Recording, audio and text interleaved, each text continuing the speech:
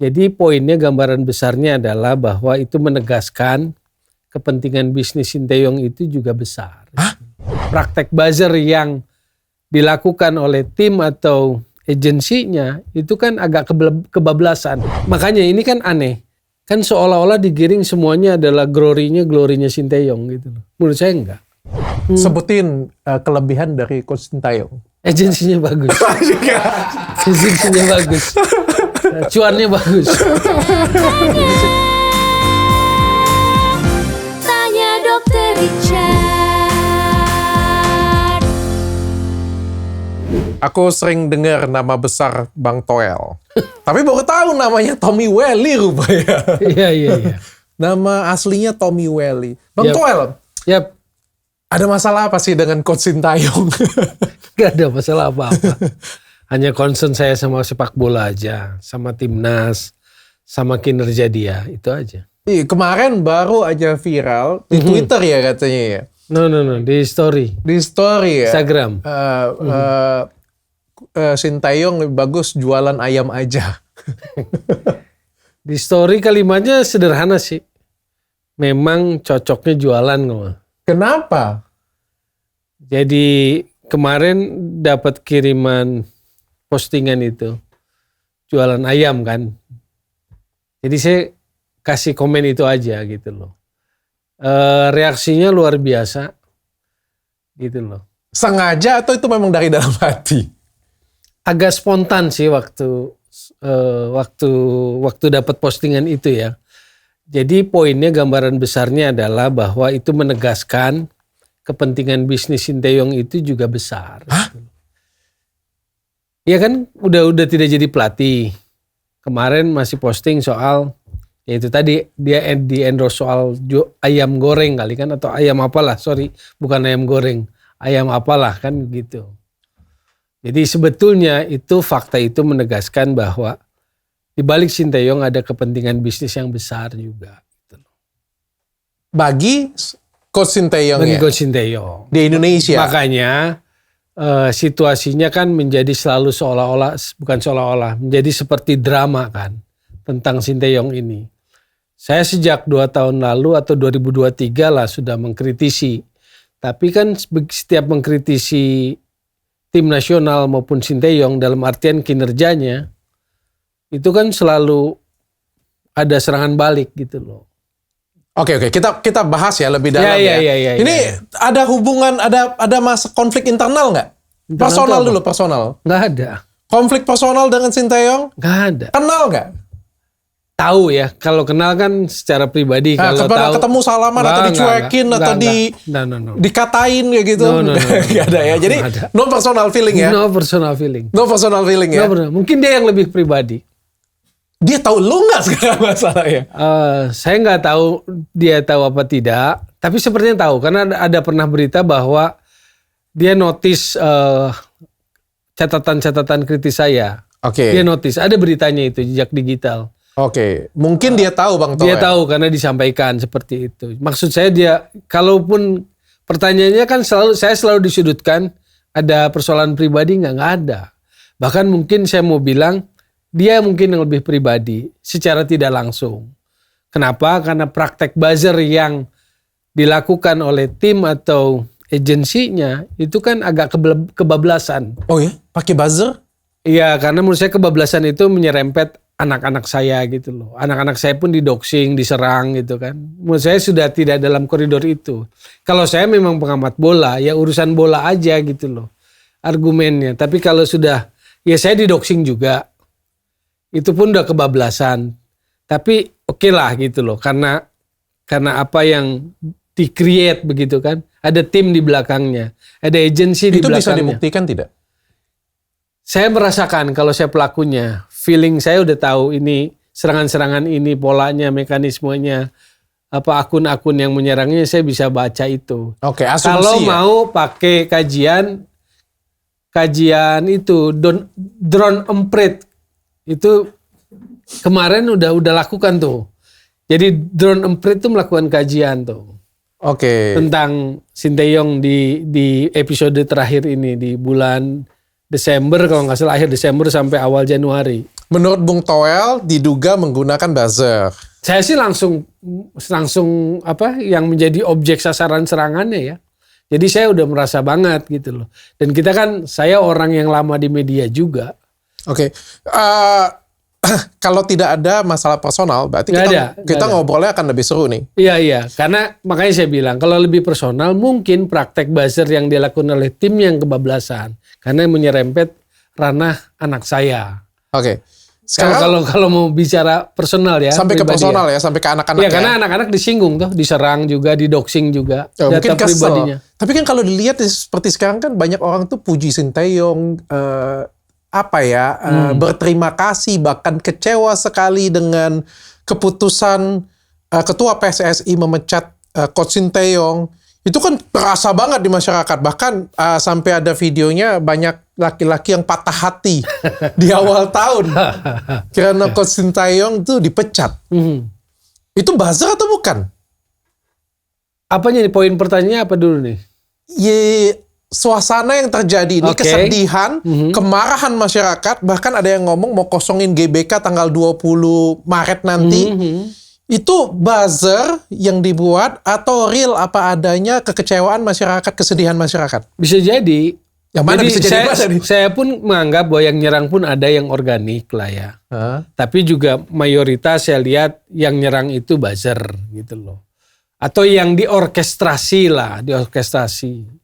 Jadi kalau kita amati perjalanan Sinteyong sejak 2022, dia ada dikelola oleh agensi entertainment, ADG company dan sebagainya gitu loh.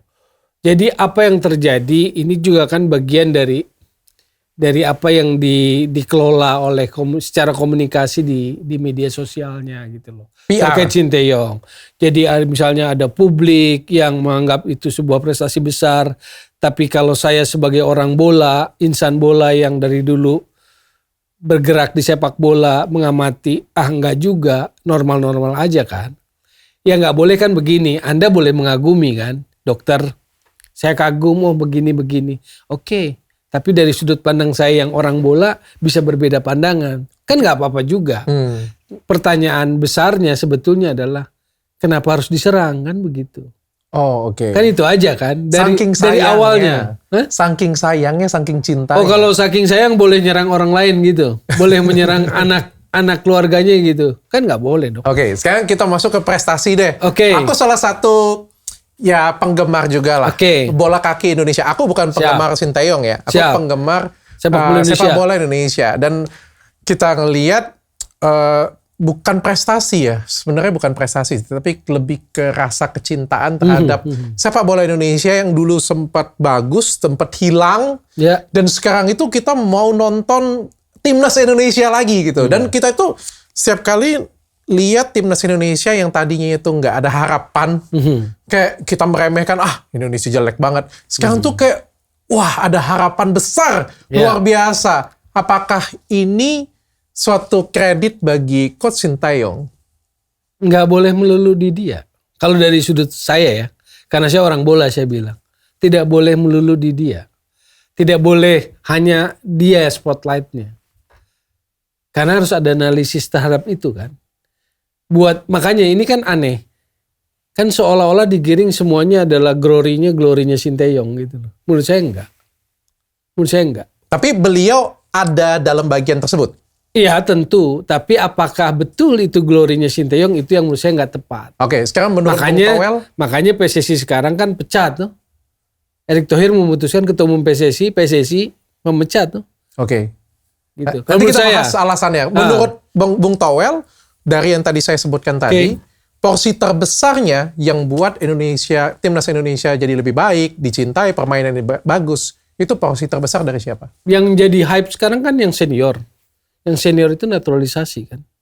Faktor yang terkuatnya. Gitu. Faktor pemain naturalisasi. Kenapa? Karena begini. Sinteyong datang sejak tanda tangan kontraknya 2019 Desember. Era PSSI Iwan Bule. Let's say 2019 abaikan lah karena itu Desember. Kita ambil di 2020. AFF 2020, AFF 2022 Sinteyong fail kan. AFF 2020 final. Tapi itu susah payah. Makanya kalau orang bola ngelihatnya nggak sekedar sampai mana tapi kualitas permainan. Waktu itu kita susah payah di grup sama Vietnam dikurung abis 2020 nih. Lalu semifinalnya lawan Singapura, butuh Singapuranya kartu merah 3 dulu, 8 baru menang. Itu pun adu penalti. Finalnya kalah sama Thailand. Oke, belum memutuskan. Handicap atau apa nama barrier kita lawan Thailand belum putus 2020 Sinteyong main defend. Oke, tapi itu pun saya belum kritisi karena masih awal, belum pantas kerjanya dikritisi. 2022 gagal di semifinal. 2022 gagal di semifinal, nggak juara lagi. Lalu masuk ke periode Erick Thohir. Tapi sebelum masuk ke situ saya mau bilang begini. Waktu PSSI Iwan Bule meng-hire Sinteyong, itu ada 2 calonnya, Sinteyong dan Luis Milla dari Spanyol. Kenapa Sinteyong dipilih? Karena dia menjanjikan juara AFF. Maka dipilihlah. Ada jejak digitalnya. Kan begitu. Goalsnya itu ya? Iya, salah satunya. Normal nggak? Normal, karena level paling rendah yang kita ingin juara kan ASEAN, Asia Tenggara. Normal itu sih. Karena itu stepping stone pertama lah. Cuma yang sering kali diplesetkan di publik akhirnya kan. Apa itu Piala Ciki gak penting kita udah level ini. Nah tahapannya itu yang dilewati. Karena ini lebih semacam kayak amplifier yang dibesarkan di media tapi argumen bolanya gak ada. Nah saya kan orang bola. 2020 kayak begitu permainannya. 2022 ternyata gak berubah permainannya. Meski kan sudah mulai itu naturalisasi. Di periode Erick Thohir 2023 ya mulainya 2023 awal naturalisasi makin banyak. Itu juga gak serta-merta permainannya meningkat.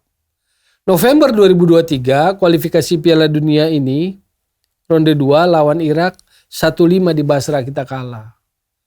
Lalu berangkatlah ke Filipina yang dia keluhkan soal apa segala macam itu.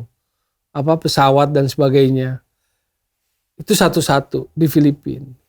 Itu hasil bagus nggak setelah 3 tahun? Tentu tidak. Dengan support yang besar, dengan segala fasilitas dukungan yang besar, lalu pemain naturalisasi. Itu bukan hasil yang bagus. Oke. Masuk tahun baru 2024, Piala Asia kan. Sebelumnya uji coba dulu sama Irak 0-5. Sama Libya 1-4 kalau nggak salah. Sama Iran, Iran 0-5, sama Libya 1-4. Kalau nggak salah ya, di angka itulah. Lalu masuk Piala Asia. Piala Asia kan cuma menang lawan Vietnam. Cuma saya udah tebak, begitu menang lawan Vietnam, kan kalah sama Irak dulu tuh 1-3. Begitu menang lawan Vietnam di amplifier. Main juga masih so-so aja, menang 1-0 lewat penaltinya Asnawi Mangku Alam lawan Vietnam. Begitu menang lawan Vietnam di amplifier langsung apa? Kalau merhatikan medsos, perpanjang kontrak. Itu kan bulan-bulan awal tuh. Banyak kontrak. Habis itu lawan Jepang 1-3. Kritik itu menjadi sepi. Jadi nggak ada bahasan bola kritikal tentang penampilan, sekian lama periode dia mengelola timnas, progresnya mana nggak ada. Karena semuanya dihajar. Saya dihajar kalau ini udah jadi sarapan pagi lah atau apalah makanan sehari-hari lah kalau mengkritisi Sinteyong pasti dihajar. Saya udah tebak waktu itu. Menang lawan Vietnam, amplifier pasti. Digede-gedein. Itu udah tebak. Udah ada jejak digitalnya lah. Lalu kalah sama Jepang kan. Sebetulnya fail di situ kan. Tapi karena kita diseret sama Kirgistan, disundul sama Kirgistan bahasa sederhananya. Dibantu, Kirgistannya draw kan. Lawan Oman. Akhirnya kita dapat peringkat ketiga terbaik. Lolos 16 besar. Itulah yang kemudian pencapaian itu diglorifikasi. Seolah-olah kalau buat saya itu bukan murni kerja Sinteyong gitu loh. Padahal naturalisasi juga udah banyak. Lalu 16 besar 0-4 sama Australia pun kan nggak ada pembahasan. Seolah-olah itu adalah kekalahan yang normal, wajar dan sebagainya. Jadi nggak ada bahasa bolanya di sana. Oke. Ya jadi habis Februari itu kalah Piala Asia 16 besar. Kalau kita lihat tampilan di media sosial, glorifikasinya tinggi lah. Keren lah seolah-olah gitu kan. Jadi saya selalu bilang, kok nggak ada bahasan bola yang lebih dalam ya? Di situ malah, kalau menurut saya, influencer, netizen itu campur karena influencer juga ada yang bekerja tuh. Menurut saya sih influencer, buzzer gitu loh. Seperti pandit juga dibayar menurut Bung Toel. Iya, saya nggak mau bilang ke arah situ lah, diorkestrasi lah. Diorkestrasi, ya, oke. Itu bukan cuma ya? bukan cuma buzzer, tapi juga influencer juga ada lah di sana. Oke, ada yang dibayar, ada yang juga organik. Ya, organik itu kan netizen yang mungkin jatuh cinta seperti kata dokter tadi kan, hanyut perasaannya. Tapi FOMO. Ya, mungkin seperti itu. Tapi nggak punya. Ya saya juga nggak nyalahin mereka toh, karena pengetahuan experience mereka di bola kan juga beda-beda orang. Saya kan punya experience tapi sendiri. Tapi kan kalau nonton Indonesia berasa permainannya sekarang jauh lebih bagus, jauh lebih baik. Makanya analisisnya.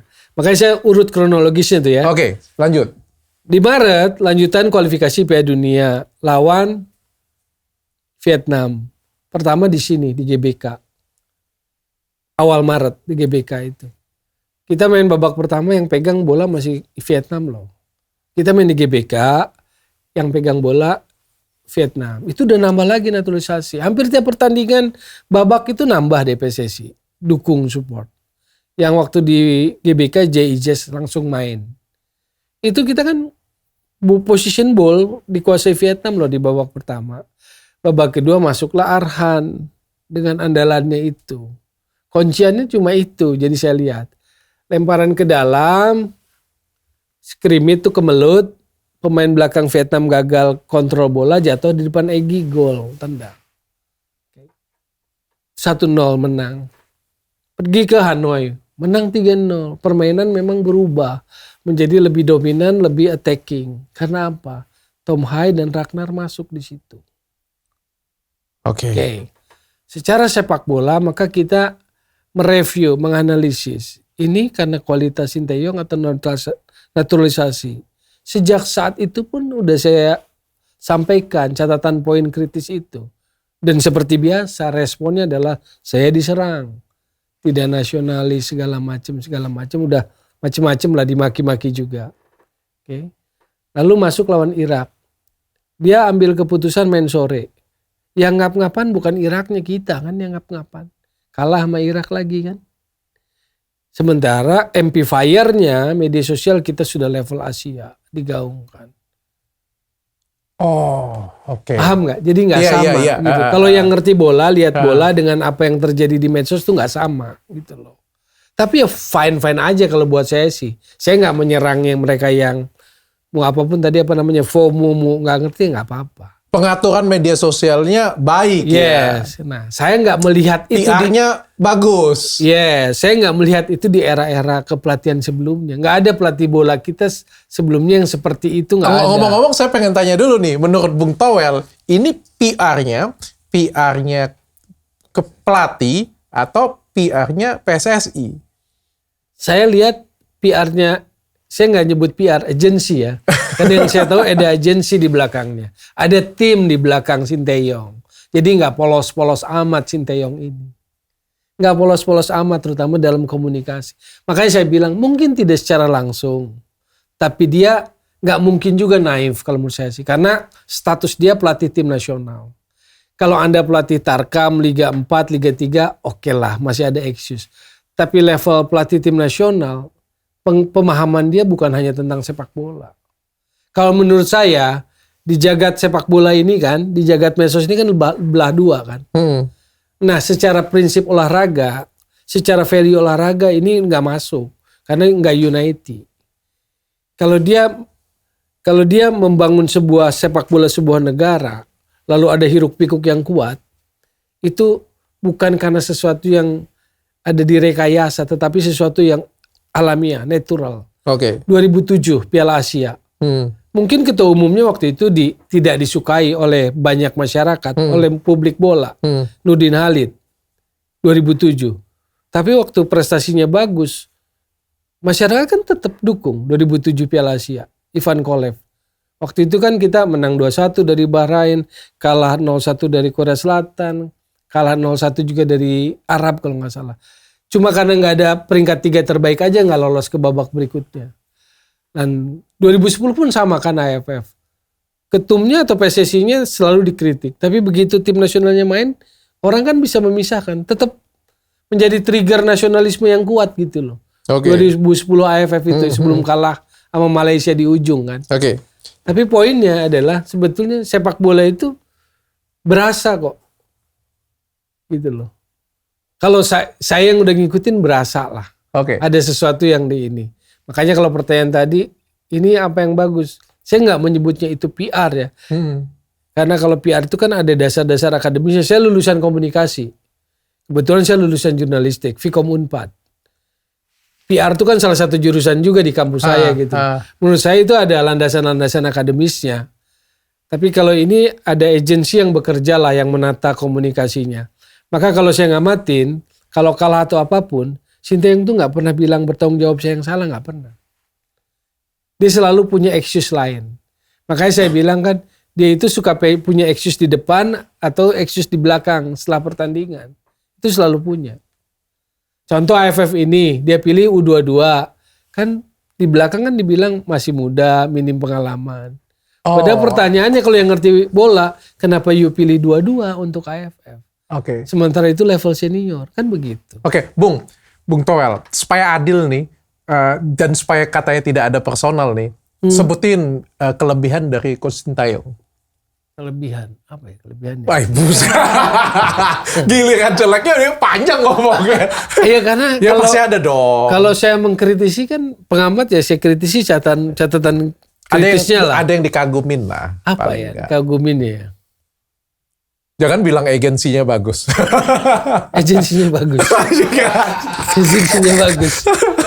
Cuannya bagus. Menurut saya sih kalau dari sisi itunya bisnis lah.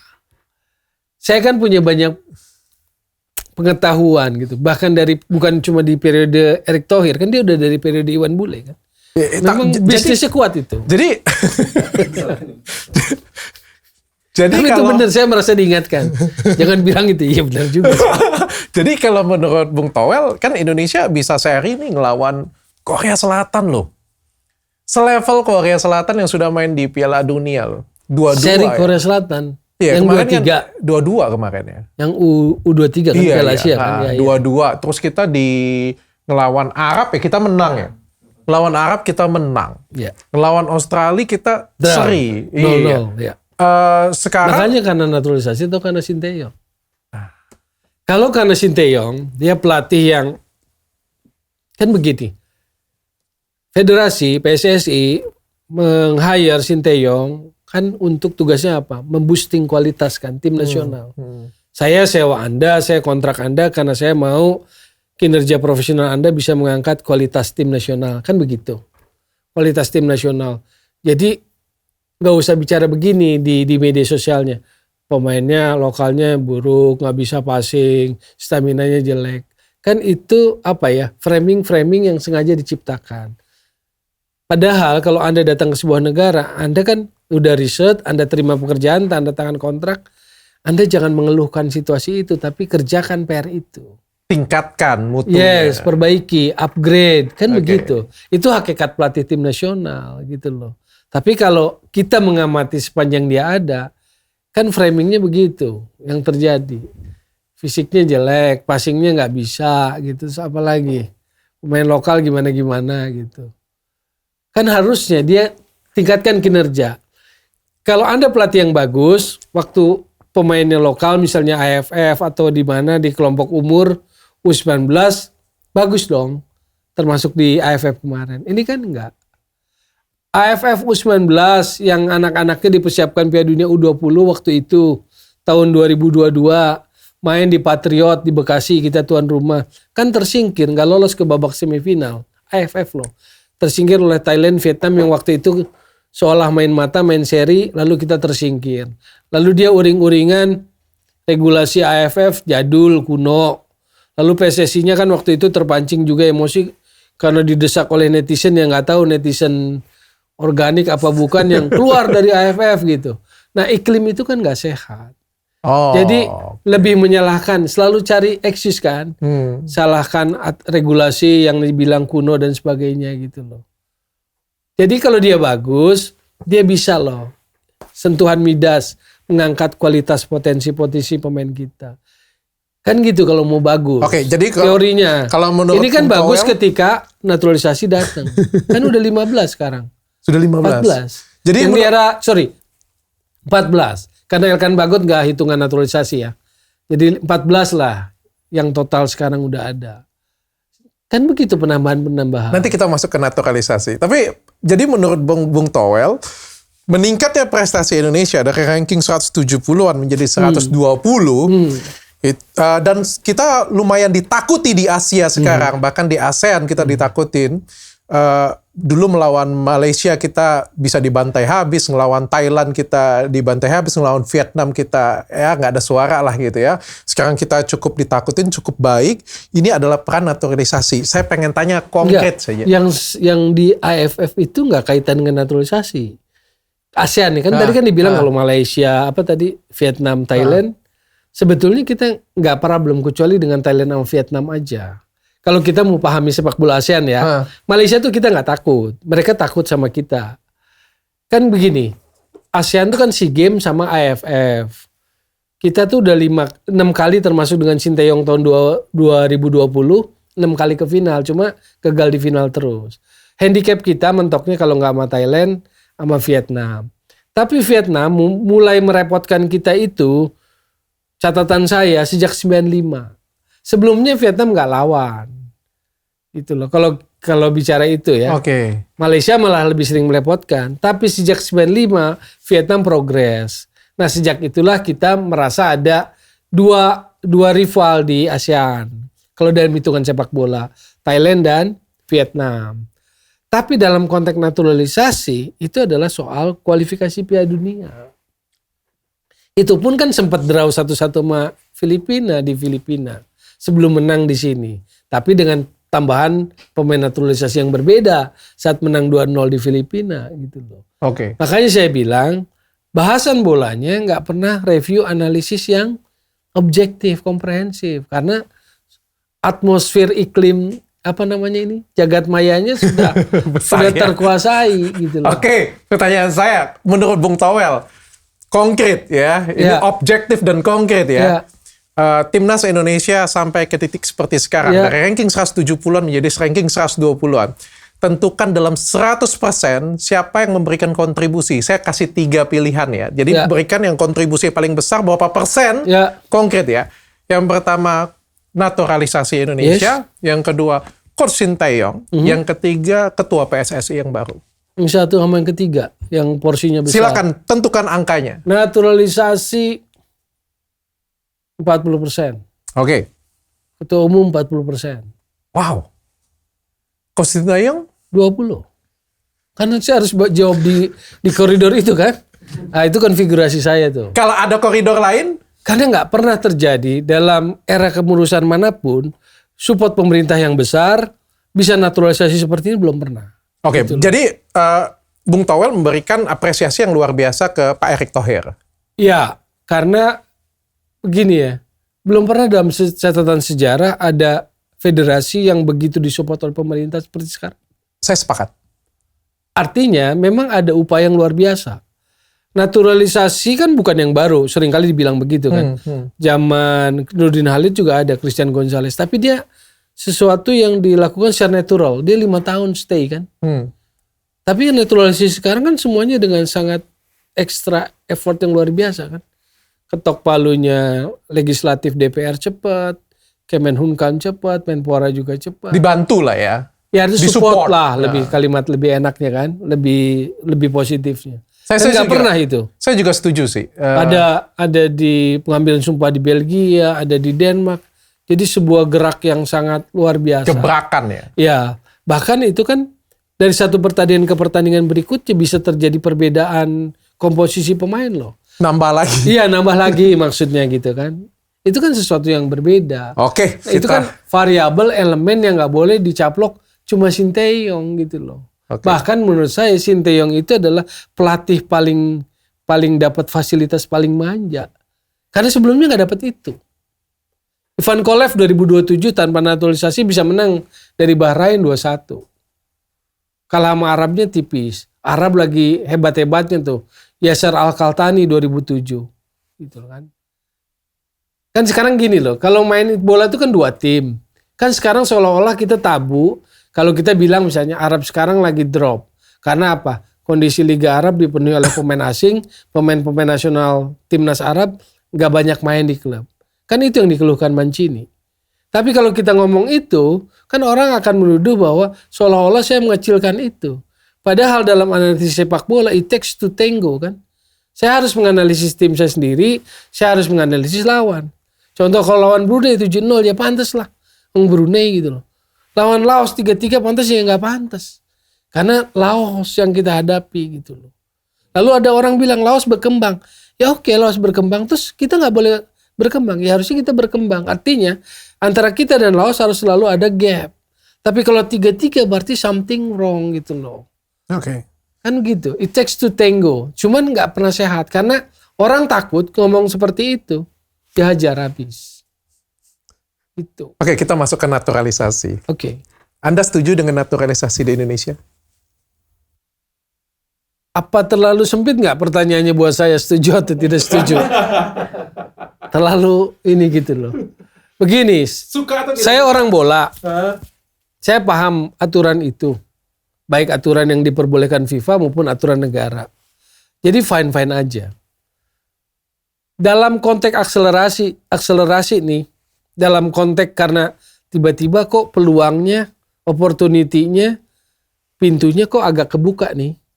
Maka naturalisasi menjadi pilihan yang sejauh ini dianggap tepat kan. Strategi yang tepat dalam membentuk timnas. Saya bilang membentuk, bukan membangun. Karena gini loh, dasar filosofi olahraga termasuk sepak bola itu piramida. Grassroots, youth, elite professional club, baru paling atasnya adalah national team. Krem de la krem yang paling ujung itu adalah national team. Itu by proses kan dari bawah ke atas. Tapi akselerasi datang dari sini, dari samping. Naturalisasi. Sebagai sebuah bentuk akselerasi. Bukan haram atau halal, bukan boleh tidak boleh. Tapi kalau pertanyaan sepak bolanya, soal rasa aja, soal apakah saham sepak bola kita ada di sana? Paham nggak? Dalam konteks kita tiba-tiba, ada peluang ya. Kok jadi agak terbuka nih. Arabnya lagi nggak terlalu bagus. Australia juga bukan generasi seperti Harry Kewell, Tim Cahill, Mark Viduka, Max Schwarzer. Lalu kita juga bisa ngimbangi karena kita juga datang naturalisasi yang besar di sepak bola Belanda. Dan kita merasa punya peluang untuk head to head dengan mereka. Maka itu adalah sebuah hal yang menurut saya sih, ya sesuatu yang sedang diupayakan. Mimpi yang diupayakan. Tapi kalau kita bicara dalam konteks sepak bola yang lebih besar, apakah sepak bola Indonesia sudah terbangun? Apakah tim nasional di sini itu sudah mencitrakan sepak bola kita terbangun? Belum. Karena saya insan bola, saya bilang. Itu bahasa halus ya. Bahasa kasarnya mungkin Bung Tool pengen ngomong ini nge-cheat. Bukan ngebangun dari piramida tadi. Orang Indonesia, orang lokal Indonesia dilatih dengan baik, berbakat, naik, menjadi timnas nasional. Ini nge-cheat, ambil aja dari luar yang ada darah Indonesianya tinggal dimasukin ke atas. Seperti itu Bung Toel. Kalau nge-cheat terlalu harsh nggak? Makanya saya menyebut akselerasi karena itu dibolehkan secara regulasi. Itu kan? Dibolehkan secara regulasi. Betul. Dan artinya itu jadi sebuah policy, kebijakan strategi dari federasi sekarang. Gini caranya nih. Gue untuk ambil peluang, ambil opportunity begini caranya. Dan terbukti kan sampai sejauh ini berhasil kan. Publik juga hype-nya tinggi. Berhasil dong kalau menurut saya. Oke, berhasil. Tapi kalau kita bicara insan bola, apakah sepak bolanya kita sudah terbangun dengan citra tim nasional ini kan belum. Tidak mencitrakan itu. Karena kenapa? Tahapannya dilewati. Kalau ngerjain tahapan ini kan butuh proses, butuh waktu lebih lama. Bertahun-tahun. Yes. Berdekade-dekade. Yes. Tapi kira-kira dengan sistemnya seperti sekarang ini, mempengaruhi piramida yang di bawah nggak nanti? Atau malah membunuh piramida yang di bawah? Kalau nggak punya concern, nggak punya kesadaran akan itu ya membunuh. Jadi kan hanya ambil gampangnya aja. Ambil aja kan gitu. Maksud saya gini loh. Naturalisasi itu kita fokus sama yang sekarang. Kan mereka dibesarkan oleh sepak bola Belanda kan. Pemain-pemain itu, J.I. Zes, Tom Haye, Calvin Verdong, mereka pemain-pemain yang dibesarkan sepak bola Belanda. Bukan dibesarkan oleh sepak bola Indonesia. Bukan produk Indonesia. Produk orang lain. Iya, tapi kan yang selalu beredar kan begini. Mereka merah putih, mereka bela Indonesia. Kan sebetulnya bukan itu yang jadi poin kritis saya, bukan itu. Mereka berhak bela Indonesia? Yes, berhak. Secara hukum. Karena ada darah itu kan. Aturan hukum administrasi negaranya kan begitu. Saya tidak menentang itunya. Enggak. Ini soal rasa aja. Kalau kita sebagai yang ngurusi, yang ngelola, yang ngebangun sepak bola gitu. PSSI lah dalam hal ini. Tapi saya ngerasa bahwa bukan nggak sadar PSSI tahu, tapi dia butuh akselerasi. Oke, fine aja. Yang nggak sehat apa sebetulnya? Iklim di masyarakatnya atau di publiknya. Orang PSSI semua tahu, ngerti kok. Karena dia orang bola. Sama seperti saya yang pernah terjun ke bola, ngerti kok. Makanya saya ngerti kan kalau itu sebagai sebuah pilihan strategi, taktis, saya ngerti. Tapi saya mau mengingatkan sebagai orang bola, insan bola, pengamat bola, saya ingatin. Bangun sepak bola gini loh, gitu loh. Kan gitu. Ada tahapan yang dilewatin. Iya. Kan kalau ngambil seberapa sustain gitu loh. Iya. Kan pertanyaannya soal sustain. Bung Toel, saya pengen tanya nih. Emang kualitas pemain lokal kita dengan naturalisasi gapnya sejauh apa sih sebenarnya? Apakah pemain lokal kita tidak mampu bersaing memang di kancah ya mungkin di event internasional? Mereka pemain kita dibesarkan oleh sepak bola kita. Mereka dibesarkan oleh sepak bola Eropa, Belanda lah. Ya pasti ada gap. Maka kalau ini dipertentangkan nggak fair kita menghakimi kalau mereka nggak layak masuk tim nasional, standarnya nggak sampai, passing aja nggak sampai, fisik aja nggak sampai. Itu bukan pernyataan-pernyataan yang sehat dalam ngebangun. Saya nggak pernah menjudge lokal loh. Sekarang misalnya di lokal itu kan komposisi terakhir 9-2. 9 naturalisasi 2 lokal. Lokal itu Rizky Ridho, Marcelino. Hebat nggak Rizky Ridho dan Marcelino? Hebat. Karena dia dibesarkan di Indonesia, dia bisa masuk compete dengan mereka. Gitu. Mereka dibesarkan bersaing oleh, ya? Iya kan? Mereka dibesarkan di Eropa. Mereka yang dibesarkan di Belanda, teman-teman kita itu, saudara-saudara kita itu kan nggak berhasil tembus ke tim nasional Belanda. Karena nggak tembus tim nasional Belanda, lalu mereka eligible untuk bela Indonesia karena ada keturunan Indonesia, maka mereka ambil Indonesia kan. Kan begitu kan logika bolanya kan. Iya. Masalahnya seberapa kalau dokter mereka bisa tembus kualifikasi misalnya gitu di ya. Belanda kan. Cuma karena nggak tembus, tapi ternyata eligible karena ada keturunan Indonesia masuk ke sini. Lalu Anda mau berbandingkan dengan pemain kita yang besar di sepak bola ini. Kan nggak fair. Satu hal. Bahwa kita masih banyak PR kan jelas itu sih. Sepak bola kita banyak PR. Makanya ada yang nggak sehat di media sosial, di publik tentang bola. Pemain kita nggak sampai standarnya Sinteyong. Loh bukan itu. Anda sebagai pelatih tim nasional, asah kualitas pemain kita supaya sampai. Oke, buat sama seperti mereka di Belanda dilatihnya bagaimana. Tapi apa yang terjadi coba kalau perhatikan. Karena saya kan merhatiin kan. Passingnya nggak becus lah, apalah. Kan itu adalah framing yang nggak sehat. Sekarang kan gampang aja sebenarnya. Kalau passing nggak becus, nggak bisa. Kenapa diambil tim nasional? Kan nggak usah. Jadi jangan hal yang harus jadi pekerjaanmu, kamu umbar ke publik, lalu publik menjudge bahwa lokal pret gitu kan, nggak kualitasnya nggak ini gitu. Jadi nggak ada objektivitas equal yang enak gitu loh. Kayak ini seolah-olah kastanya begini, ini begini gitu loh. Padahal kan sama aja. Oke. Saya pernah lihat Boas di masa jayanya, Boas Solosa, Papua. Sekarang bandingkan dengan Rafael Struijk di usianya yang sama. Rafael Struijk. Saya menganggap bahwa karena saya pernah lihat Boas lebih punya potensi kualitas hebat dibanding Rafael Struijk. Bukan untuk merendahkan Rafael Struijk, tapi yang saya mau bilang bahwa negeri ini pun kaya talenta. Bakatnya tuh banyak. Saya setuju. Cuma iklim lingkungan sepak bolanya kan belum terbangun, belum sebagus Eropa. Betul. Saya punya. Lalu Anda mau bandingkan sesuatu yang nggak equal, gitu lewat apa ini permainan media. Saya punya gambaran paling mudah untuk menggambarkan yang Bung Toel bilang tadi.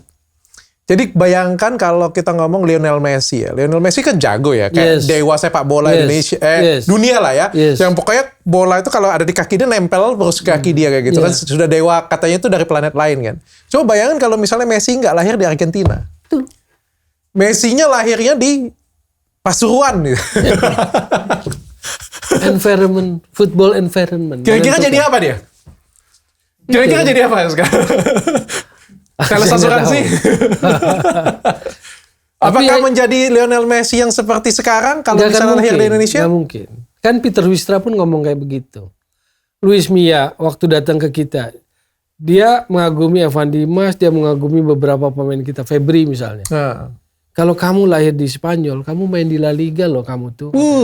Cuma karena mereka di sini kan, environment-nya kan tidak mendukung. Iya, makanya kan, maksud saya normal aja kita dalam melihat fair, equal gitu loh.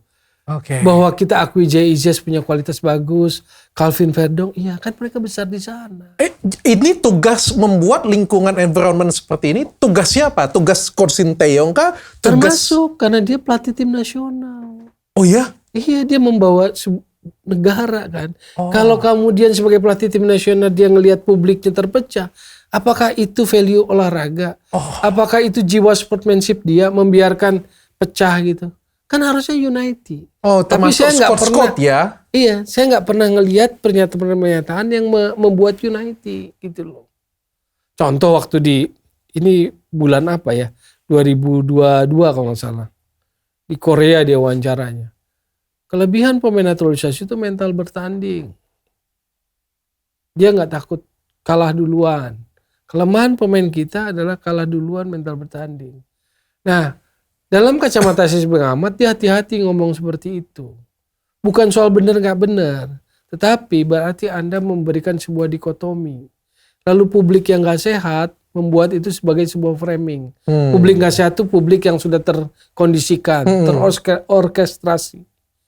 Bukan nggak benar bahwa lo ya wajar aja misalnya gitu loh.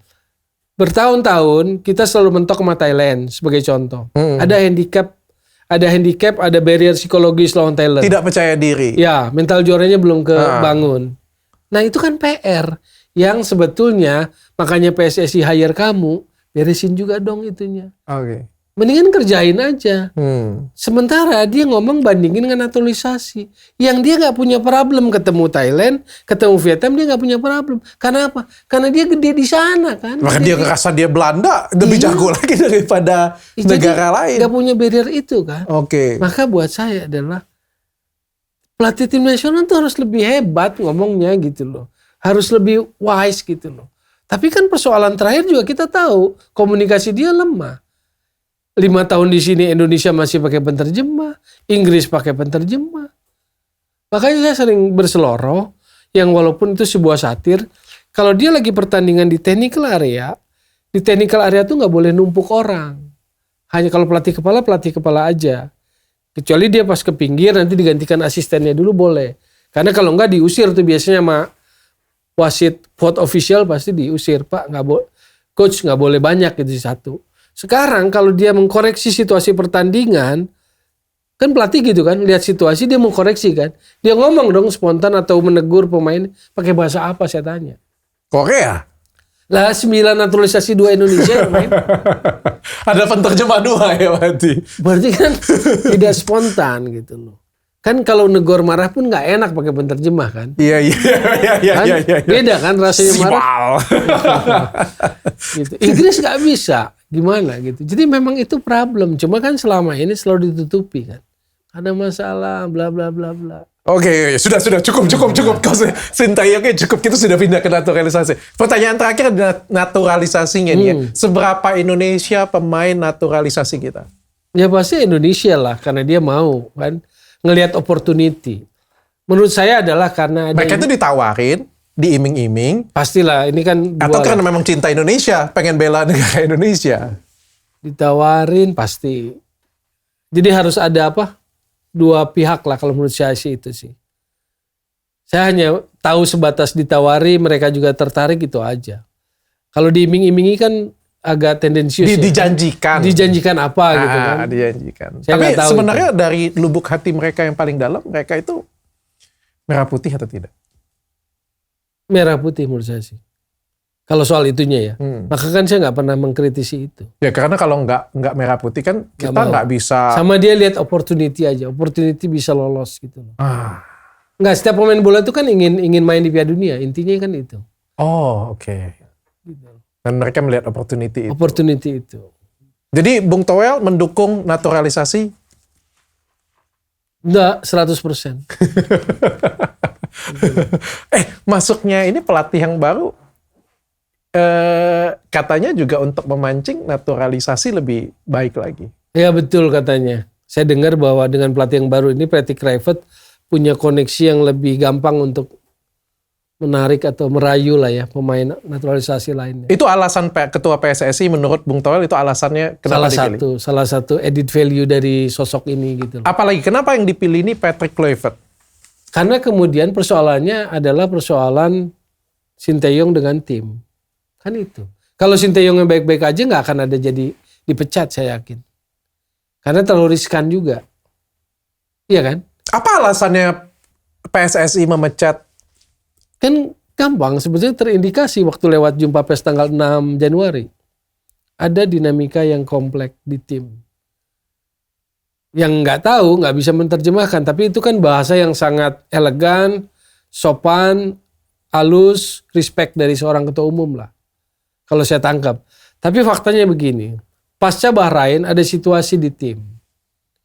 Pemain naturalisasi ingin berdiskusi soal taktik. Berarti ada taktikal yang dirasa nggak pas di mata para pemain naturalisasi. Gitu loh. Dan sebelum kejadian itu kan saya sudah mengkritisi jauh-jauh hari taktikal Sinteyong monoton ya.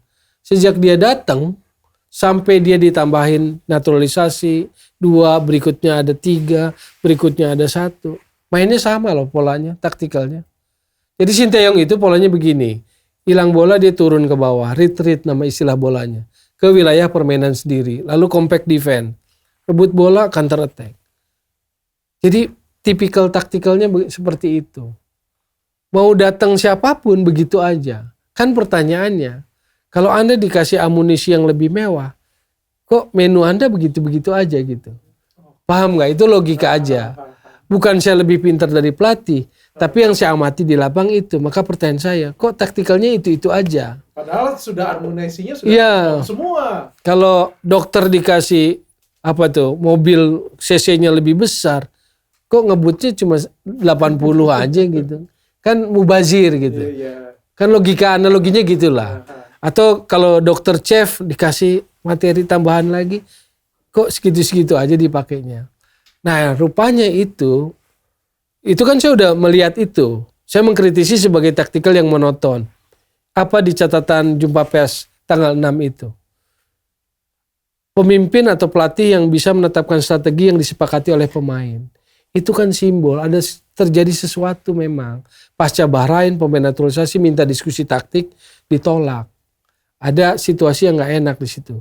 Maka kalau ingat, waktu habis Jepang di ruang ganti, ketua umum marah-marah lah ya, anggap turunin egonya masing-masing katanya. Kalian masih percaya proyek ini enggak? Turunin ego. Itu kan isyarat, sinyal. Dan dengan pengetahuan yang saya punya, dapat informasi kanan kiri tipis-tipis yang bisa saya sambungin, ternyata memang ada situasi pasca Bahrain sebelum lawan Cina. Oh, berarti benar ya Bung Toel, kejadian China itu yang banyak pemain andalan yang tidak dimasukkan itu adalah salah satu ledakan lah ya dari sekian banyak permasalahan internal. Dan akhirnya ketua PSSI atau PSSI sendiri memutuskan untuk memecat Coach Sinteyong. Dan itu kan kebenaran juga agak dapat lagi tuh benang merahnya. Waktu Maklok pemain Persib kan tersingkir juga dari timnas kan. Belakangan kan bicara tuh dia. Bicara terbuka kepada media Belanda kan, bahwa ada hierarki yang terlalu ini, bahkan ada kalimat yang kemudian walaupun diralat kan sempat terucap tuh diktator lah, gitu loh. Jadi mungkin ada ego yang terlalu tinggi, diskusi pun nggak mau. Lalu terjadilah waktu lawan Cina kan ban kaptennya dipindahin ke Asnawi lagi. Sandy Walsh nggak main di situ. Lalu ada satu atau dua pemain yang satu lah yang saya dengar sangat kuat sih hampir menolak main itu lawan Cina. Yang naturalisasi. Bahkan naturalisasinya menolak main, bukan Coach Sintayong yang tidak mau memainkan mereka. Iya, nggak mau. Jadi ada situasi yang keras lah waktu itu. Cuman kan waktu di jumpa pers juga bilang situasinya terlalu mepet pertandingan dari Bahrain ke Cina itu kan. Yang berangkat pakai private jet itu loh. Yang difasilitasi itu. Makanya kan kalau fasilitasi dukungan udah sangat mewah ini.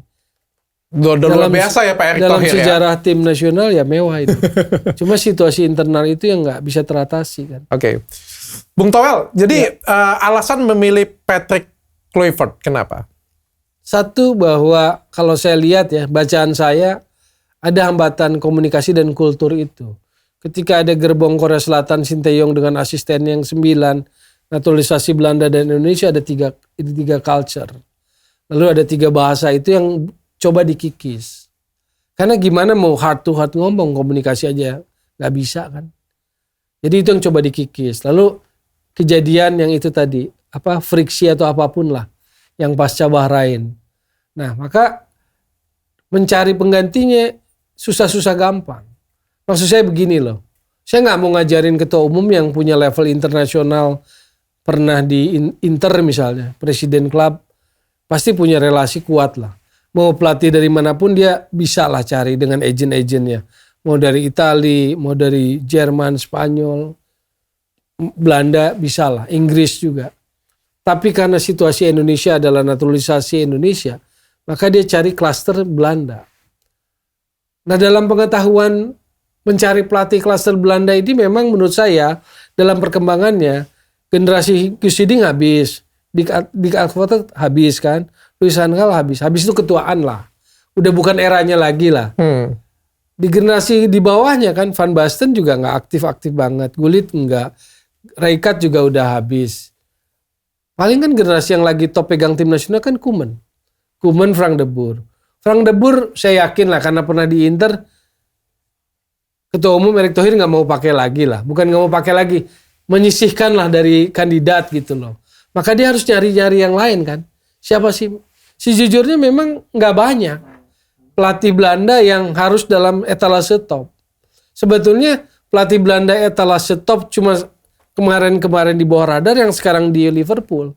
Arne Slot tuh bagus sejak di Feyenoord. Cuma dia lama di bawah Jurgen Klopp. Baru Jurgen Klopp minggir dia masuk Arne Slot. Cuma kan nggak mungkin juga kan. Maksud saya gini loh. Nggak semua pemain yang pelatih yang sedang di etalase paling papan atas mau gitu loh. Oke. Ditawarin. Kedua Januari ini kan tengah musim. Beberapa pelatih kan sedang pegang klub atau pegang tim nasional.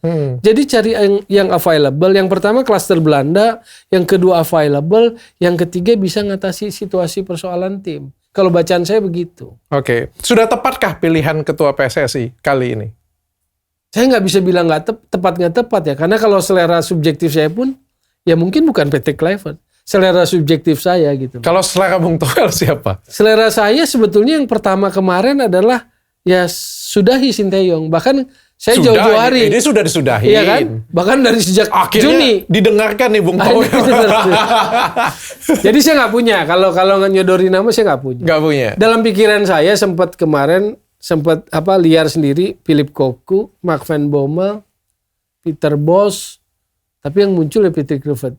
Di luar prediksi Giovanni Van Bronckhorst. Tapi Anda yakin dengan Patrick Kluivert? Ada keyakinan nggak? Kalau bisik-bisik samar-samar kalau dari dia adalah penguasaan ruang ganti ya. Kan pemain-pemain itu egonya kan makin ada ya. Pemain-pemain yang lebih kualitas itu egonya makin tinggi. Mungkin penguasaan ruang ganti. Jadi nama besar itu digunakan untuk mengendalikan ruang ganti. Lalu pertanyaannya, apakah track record dia yang nggak meyakinkan secara kepelatihan kurang bagus? Ya sepertinya yang sedang dilengkapi oleh kiri kanannya. Pastor, Denny Lanza. Jadi as a team, iya. Oke. Yang saya lihat begitu. Karena mau pilih Belanda siapa yang paling top coba? Usiding ketuaan, Van Gaal ketuaan. Henk ten Cate muncul di pikiran saya karena ingat Barcelona kan. Zaman Rijkaard hebat itu, Ronaldinho, asistennya kan Henk ten Cate. Henk ten Cate tuh jago taktikalnya. Maka kalau dulu ngamatin Barcelona, Henk ten Cate-nya pindah ke Chelsea, diganti Johannes kan, Barcelonanya ngedrop tuh. Rijkaard kehilangan tangan kanan. Oke. Ya. Sama seperti waktu Pep kehilangan Tito Villanova kan. Nah, yang kita tahu cuma Pep-nya saja. Iya, padahal ada Tito Villanova. Kayak di City kan Pep selalu didampingi Joan Malilo. Joan Malilo nggak ada Enzo Maresca. Ada Rodolfo Borrell. Rodolfo Borrell kan lama di La Masia juga. Berarti yang kita lihat bukan cuma Patrick Kluivert-nya aja, ya, tapi memang itu timnya. Figur, kan. Ya, kalau yang saya tangkap kan begitu tuh. Oke. Misalnya saya di talkshow sebuah TV, ada salah satu exco. Nah, dari pernyataan-pernyataan itu saya tangkap, oh begitu. Tapi ada isu katanya Patrick Kluivert terlibat apa ya? Jadi BA aja judol ya. Ada terlibat judi. Menurut Bung Toel bagaimana? Dia aja nggak mau ngomong ya di sebuah podcast lain. Ya, saya juga nggak bisa mewakili. Cuman kalau di misalnya ini sih. Dia ngapain sih sebenarnya? Sebenarnya dia kalau di negara dia legal gimana? Dia terlibat apa sih sebenarnya? Gue cuma dengar doang. Iya itu katanya. Itu brand ambasador dia. Iya katanya. Makanya dia nggak mau bahas juga kan. Saya juga nggak bisa bahas terlalu jauh karena kalau itu legal di sana, ilegal di sini gimana? Iya kan? Gitu. Cuman bahwa dia dulu main, saya tahu mainnya, saya tahu itu. Iya kalau di PS keren. Saya sih lihat kan 95 Ajax dia juara, lalu Barcelona, ya keren sih kalau striker. Ya siapa tahu bisa jadi isi hole lubang yang selama ini kosong kan. Sinteyong kan sewa pelatih striker tuh khusus Yom Ki-hun. Tetap aja kan nggak bisa bikin gol pemain timnas ya. Oke. Bung Toel, ini pertanyaan terakhir lah mungkin ya. Kan kita ngelihat ini, aku juga bingung sih. Aku juga sebenarnya di awal kan susah pertanyaan. Ini udah pertanyaan terakhir ya. Iya. Aku kan cukup suka lah dengan Sinteyong ya. Tapi bagaimanapun juga kalau menurutku, aku penggemar timnas Indonesia ya. Bukan penggemar. Iya, maksudnya bela timnas kan. Orang Korea. Bukan bela ya. Ini personal. Ini kalau aku ngelihat ini sudah berlebihan sih di media sosial. Ini sudah seperti yang dipuja-puja ini sudah seperti satu orang. Jadi seolah-olah tuh glorify-nya ini satu orang ini ya. Dan kecewaan tuh luar biasa besar. Bahkan sampai terakhir itu aku ada lihat di media sosial bahkan kita akan kosongin GBK tanggal 30 Maret. Gila, yang didukung ini siapa sebenarnya? 20 Maret sih ke Australia. 25 lah maksudnya, Bahrain kan. Kita akan kosongin GBK katanya kan. Jadi gue juga bingung ini. Yang didukung ini sebenarnya timnas atau sebenarnya orang Koreanya sebenarnya yang didukung. Kasih dong pandangan Bung Toel untuk masyarakat terutama penggemar bola kaki di Indonesia. Ini siapa ini harus didukung dan apa yang harus kita dukung nih sekarang ini? Iya makanya kan begini. Olahraga itu punya nilai tersendiri. Makanya orang suka karena kepenatan di area kehidupan normal, politik, sosial, ekonomi itu kita bisa lepaskan di sini karena olahraga punya nilai sendiri. Demokratisnya terasa, sportivitasnya ada, fair play ada, respect ada gitu loh. Nah ini yang hilang menurut saya selama dalam kurun mungkin 3 tahun terakhir kuat lah, 4 tahun terakhir lah. Walaupun dia sudah masanya 5 tahun kan di sini. Tapi 4 tahun terakhir nggak bagus iklimnya, nggak sehat. Ini bukan iklim olahraga, ini bukan iklim sepak bola. Berbeda pendapat nggak apa-apa. Karena saya pun nggak ingin disanjung, saya pun nggak ingin kegeeran seperti dokter bilang, kan catatan kritisnya didengar PSSI. Nggak didengar pun nggak apa-apa. Karena memang kan saya kan udah kadung menjadi orang bola, saya pernah di media, saya pernah di PSSI sebagai praktisi, saya pernah terjun langsung di sepak bola. Jadi saya kan udah identitas saya bola gitu. Kalau saya kasih catatan kritis, mau didengar syukur, nggak didengar ya nggak apa-apa. Tapi kalau efeknya reaksinya berlebihan, itu yang saya prihatin, ini nggak sehat. Yang di doxing ini banyak sekarang dokter. Exco ada di doxing. Sekjen di doxing. teman pengamat didoxing, saya didoxing, anak saya didoxing, disebarin nomornya. Loh, kalau kita berbeda pandangan, cara melihat oke lah. Karena pengetahuan kita terhadap sepak bola berbeda-beda. Tetapi kalau jadi kebencian, menyerang, kenapa kayak begini? Kenapa kita harus mengkultuskan seseorang gitu loh? Karena ukurannya aja tadi harus kita pahami, Dok. Sinteyong ini, era Sinteyong ini gak pernah dialami oleh era sebelumnya. Luis Milla sekalipun gak dapat itu, Alfred Riedel gak dapat itu. Ini era kepengurusan PSSI yang sangat disupport oleh pemerintah. Dia difasilitasi dengan mewah, termasuk kemewahan naturalisasi. Kan gak pernah ada. Lalu bagaimana kita pecinta bola bisa mengapresiasi dan menilai itu secara objektif? Ya ukur dengan benar. Supaya kita gak menghinakan pemain lokal jadi lokal pride kan. Gak bisa passing. Kalah di AFF sama Laos 3-3 sama Filipina kalah. Kan yang disalahin pemainnya. Ukurannya gak sampai. Pemainnya 2-2. Loh kan yang milih pemain kan pelatih, Bos. Kalau menang yang dipuji pelatihnya. Ya, itu loh. Jadi itu yang menurut saya gak sehat belakangan. Oke. Ayo sehat lagi kita ngomong bola karena bola itu fair play sportif. Gitu. Pemersatu. Bukan penyebar kebencian. 2007 makanya saya bilang, ketua umumnya nggak disukai. Katakanlah begitu ya. Tanpa ingin tendensius nih. 2010 juga masih waktu itu. Tapi kan Piala AFF-nya, hype-nya hingar-bingar, luar biasa. 2007 juga sama Piala Asia. Okay. Jadi orang tuh bisa, dari sejak dulu juga bisa pisahin. Mana timnas, mana organisasi gitu loh.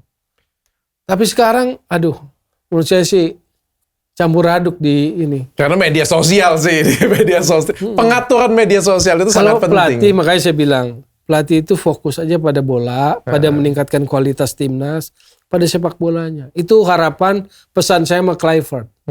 Jangan sibuk sama media sosial. Itu biarkan agensi yang bekerja. Peluang Indonesia sendiri lolos di Piala Dunia di tangan pelatih baru Patrick Kluivert. Kalau target pertama seperti yang dia bilang waktu datang kemarin 4 poin itu terbuka.